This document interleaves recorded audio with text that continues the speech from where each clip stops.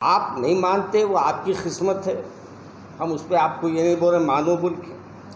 مگر یہ عوام کے درمیان اس وقت لانا بیوقوفی اور نادانی کہلائے گی، اس واسطے کہ اس وقت جہاں ہمارے کو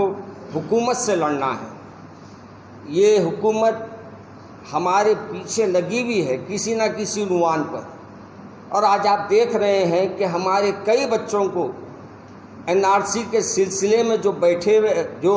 اس وقت دلی میں بیٹھک کیے، آج ان کو گرفتار کیا جا رہا ہے، اور صفورہ ایک بچی بیچاری جس نے بڑی ہمت کر کے اس مقابلے میں حصہ لی، آج حکومت اس کو چوطرف سے کیسز ڈال کر جیل میں رکھی ہے۔ یہ سب چیزیں بڑے ہیں، اس وقت یہ چیزوں پر ہم کو توجہ دینا ہے۔ اور پھر سب سے بڑی بات یہ ہے کہ اس مہاماری کے حالت میں یہاں روز ہم کو کسی نہ کسی کے اطلاعات آتے جا رہے ہیں، دواخانوں سے ایسی خبریں آ رہی ہے جو یقیناً اپنے ایک ایسا سمجھ میں آ رہا ہے کہ جہاں ہمارے بزرگاں بھی ہمارے ساتھ چھوڑ رہے ہیں، ویسی عوام آدمی بھی جو دواخانوں پہ جا رہا ہے بڑی پریشانی سے جا رہا ہے، بڑی اس کے اوپر آزمائشیں ہیں۔ ایسے حالات میں ہم کو دعائیہ اجتماع رکھنا ہے، ایسے حالات میں ہم کو ایک دوسرے کا محبت کے ساتھ پیش آنا ہے۔ یہ نفرتوں کا ماحول پیدا کرنا کوئی معنی نہیں رکھتا، اس لیے آج کی میں نے یہ بیٹھک رکھی تھی۔ انشاءاللہ اس سلسلے میں ہمارے مولانا تشریف لائیں گے، مولانا مغنی صاحب بھی تشریف لا رہے ہیں، مولانا ریاض رحمانی صاحب بھی تشریف فرما ہے، مفتی صاحب بھی تشریف فرما ہے، وہ دونوں بھی آپ کے سامنے بات رکھیں گے۔ بس ہم یہ چاہتے ہیں کہ یہ بات کو بڑھایا نہ جائے، اور حد و ادب کا جو آج کل وہ امتیاز نہیں رکھ رہے ہیں، بات یاد رکھیے ہم بھی قادری ہیں، ہم بھی حضرت علی کے چاہنے والے ہیں۔ اہل بیت سے کون محبت نہیں رکھتا؟ اہل بیت اطہار سے ہر کوئی محبت رکھتا ہے۔ اب یہ اپنے کو پیش کرنا یہ سب ہمارے کو آتا نہیں، ہم کو تو صرف صاف بات کرنا آتا ہے۔ 1-2 منٹ ہمارے مولانا پھر مولانا مغنی صاحب بھی فرمائیں گے، اس کے بعد عظیم الشان صحابی سمجھتی ہے، انہیں رسول اللہ صلی اللہ علیہ وسلم کی دعائیں حاصل رہی ہیں، آپ کے سیکریٹری اور کاتب وحی رہے ہیں، اور آپ کے برادر نسبتی ہیں حضرت معاویہ رضی اللہ تعالیٰ عنہ۔ اور صحابہ کے بارے میں رسول اللہ صلی اللہ علیہ وسلم کا یہ قول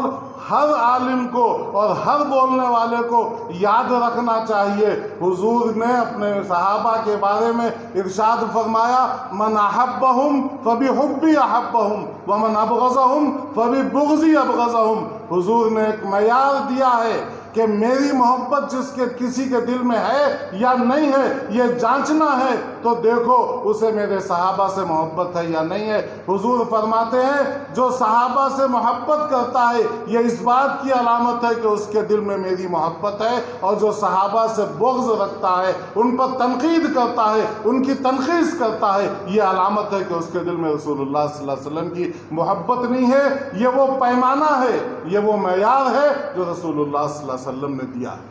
میرے بھائی، آج اس کی ان حالات میں جس کا تذکرہ کیا جعفر پاشا صاحب نے، اس کی کوئی ضرورت نہیں تھی کہ اس قسم کے موضوعات کو چھیڑا جائے۔ آپ کا عقیدہ آپ کو مبارک، آپ جو چاہے عقیدہ رکھیے، اور آپ اپنی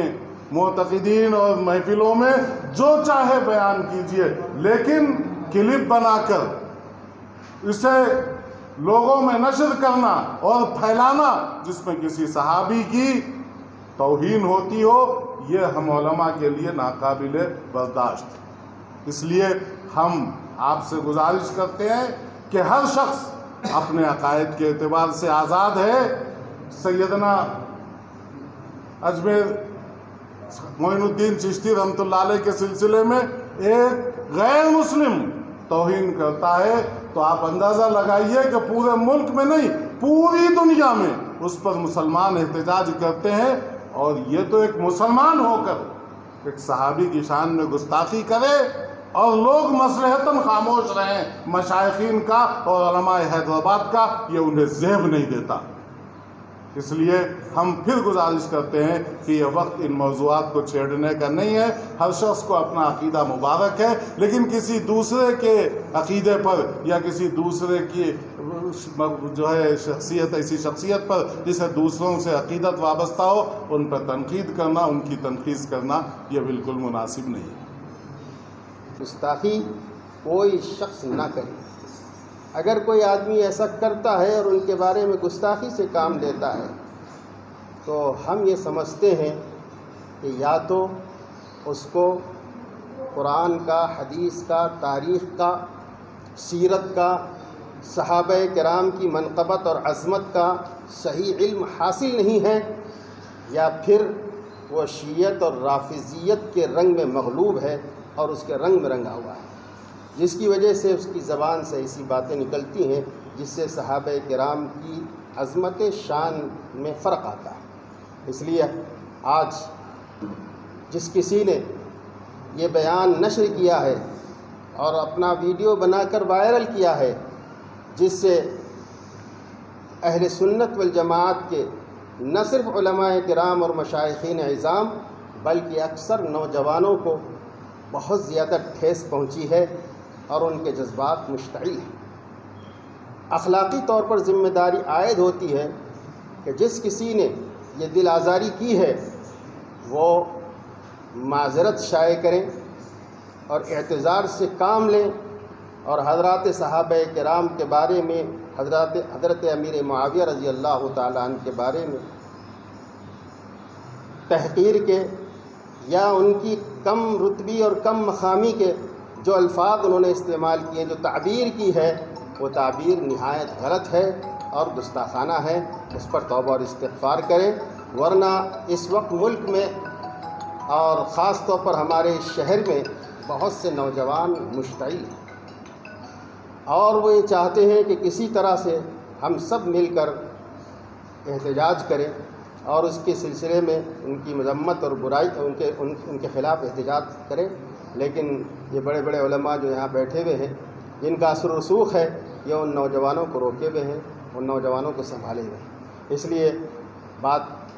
بہرحال کسی کی زبان سے نکل گئی ہوگی، دانستہ نکلی یا نادانستہ نکلی، اللہ جانے اور وہ جانے، لیکن اس بیان سے اور اس ویڈیو کے وائرل ہونے سے حضرت امیر معاویہ رضی اللہ تعالیٰ عنہ کے مقام میں جو ہے شان میں گستاخی ہو رہی ہے، اور ہم سب اس پر پرزور مذمت کرتے ہیں اور احتجاج کرتے ہیں اور ان سے کہتے ہیں کہ اپنا بیان واپس لیں، معذرت کریں، اعتذار سے کام لیں۔ اللہ تعالی ہم سب کو تمام صحابہ کرام کی عظمت اور توقیر دل و جان سے بجا لانے کی توفیق اور سعادت پر رحمت فرمائے۔ پھر ایک بار آخری بار یہ عرض کروں کہ حضرت امیر معاویہ رضی اللہ تعالیٰ عنہ کے صحابی رسول ہونے میں کسی کو اختلاف نہیں، کسی کو اختلاف نہیں، سب نے تسلیم کیا اور مانا کہ حضرت امیر معاویہ صحابی رسول ہیں اور رسول اللہ صلی اللہ علیہ وسلم کے مقرب رہے ہیں، اور اسلام کی سربلندی میں ان کا بہت بڑا کردار ہے۔ رسول اللہ صلی اللہ علیہ وسلم نے ان پر بڑا اعتماد فرمایا ہے، لہذا ایسے صحابی کی شان میں کسی قسم کی گستاخی ناقابل برداشت ہے۔